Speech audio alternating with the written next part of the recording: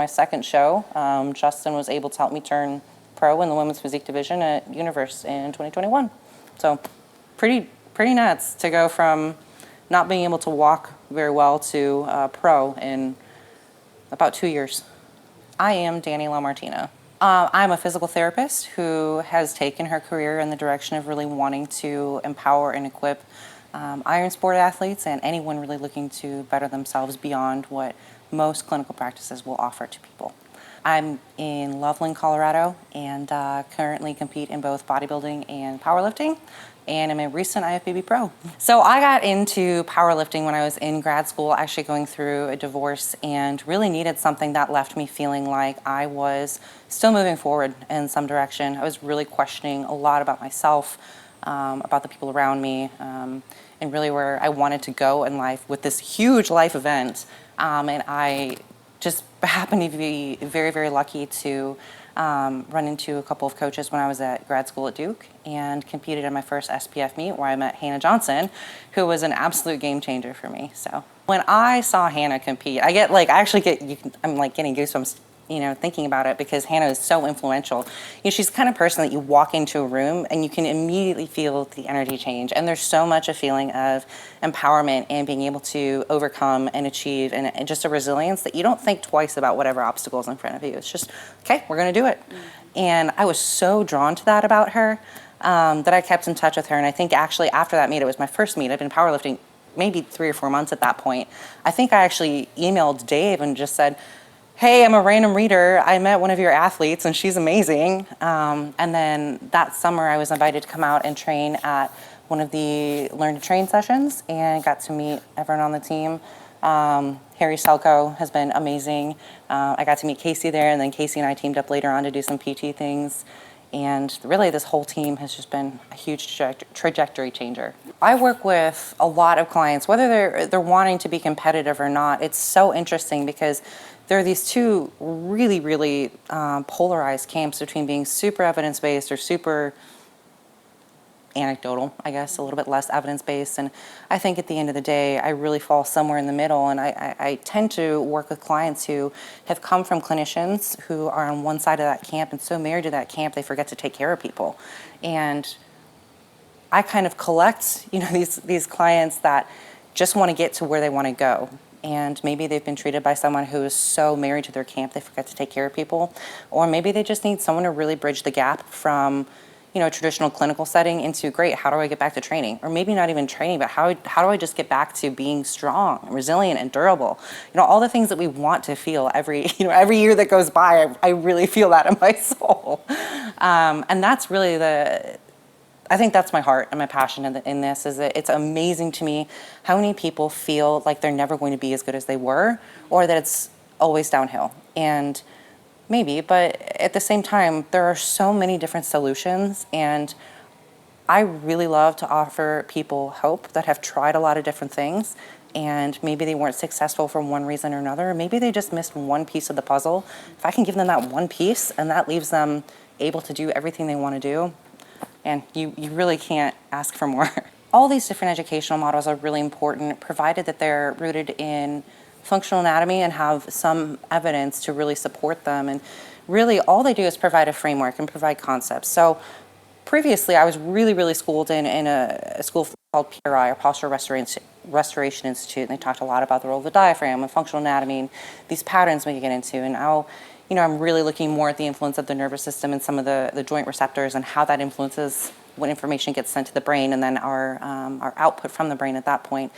And really, I think my approach as a therapist comes down to, great, how do we take these things that we know and maybe combine them? I don't want to say mishmash them, but I think they need to be applied appropriately. And it's less about the camp and more about how are you taking the principles to empower and better people. And I think where I've gotten really good, and probably the thing I love the most about all this, is allowing training and being really smart about how you train to become your rehab. So even simple movements, like I just filmed something about a crossbody cable extension the other day for someone with some upper back pain.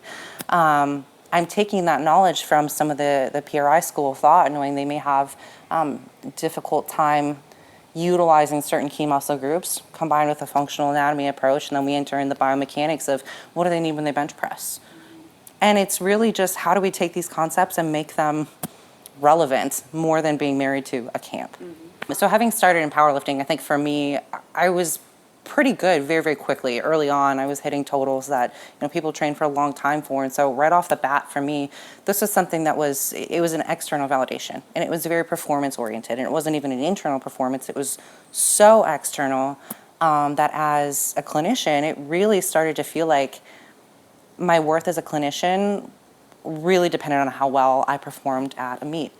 And I really lost my identity in that. My identity as a daughter, as a wife, as a friend, as a colleague.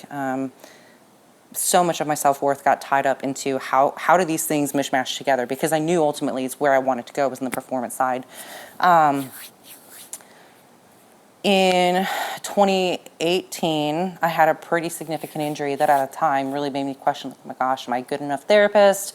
What did I do wrong? I must be a terrible athlete. All that, the dialogue and the narrative that we feel when we fail really became prevalent. And I got back to training slowly, and it became an incredible learning experience and made me a way smarter clinician, a much better coach, and made me step into my knowledge a bit. Shortly after that, I had one initial really major seizure episode, followed by some subsequent smaller ones that left me for about 6-7 months in 2019, just really trying to relearn, quite frankly, how to walk, which is when you've gone from being, a really, really strong athlete and pretty intelligent to feel like your whole nervous system, cognitive ability. I had a stutter for a long time, and it still comes out occasionally. You'll probably catch it at some point in this interview. It really makes you doubt yourself a bit. So I came from this really big injury where I tore a tendon and fractured a piece of my pelvis and tore my hip labrum all at one time, was just getting back to training, and then had this subsequent, probably 6 months of just trying to basically function. That's almost a year and a half of really not doing a whole lot, and a year and a half of having to sit with yourself and where your identity lies, what's important to you, and some kind of dark moments in that. My husband had just started working with Justin Harris at that time, and he was kind of like, yeah, I think I'll do a bodybuilding show at some point in the future. And I was like, sure, neat. Whatever you want to do, go for it, dude.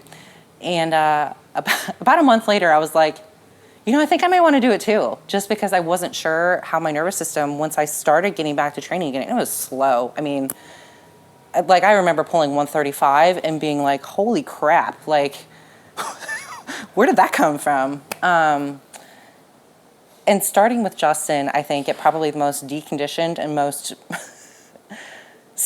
truly, honestly sad internally version of myself I think I've probably ever been, was a really, really pivotal time. Justin just really has this way of, he's not that super feelsy coach, but he really has a way of making you believe in yourself with a very objective, factual communication style. So Dave and I both did our first show, and we prepped through COVID, and I at that point had just started a business and really was using bodybuilding as a way to just get back to training, build up some tissue resilience so that I could get back to powerlifting, because that was kind of my big goal. We did our first show in June 2020. I won the overall for women's physique and was like, cool, that was neat. I want to get back into powerlifting. And then I fell in love with being strong and putting on muscle in the bodybuilding style training. I don't think there are many things that are going to challenge how hard you're willing to push, like a 20 rep set of hacks or a cluster set of hack squats or, a 20 rep set of pause leg presses. I mean, training with my husband has truly shown me what it means to dig deep. After our first show, we decided to do one other show the next year. And my second show, Justin was able to help me turn pro in the women's physique division at Universe in 2021. So pretty nuts to go from not being able to walk very well to pro in about 2 years. I kind of use myself and my own training as a little bit of a guinea pig. Obviously, I want to continue to compete in both powerlifting and bodybuilding, so I'm hoping to do a couple pro shows. I really hope to do well. But really what I'd like to do is continue to blend my professional knowledge with my love for training. And I really think that the level of success that I've been able to achieve so far has absolutely demanded me to be at my clinical, professional, and athletic best. And being able to roll those into one is pretty incredible. And what I'd really love to see is for female coaches, quite frankly, to get a little bit more credibility in the industry. You know, I want to see us continue to set the bar higher for where we want to go, for what we expect, for the knowledge, the education, what we can create for our coaching styles. And what I'd really love to see is, you know, if we could have, I don't even want to just say, you know, just women or just clinicians, but if we could raise the bar for what coaches are willing to do, to challenge themselves, to kind of walk the walk. I mean, you don't trust a cook that's never been in the kitchen, right? And I just want to set the bar higher altogether.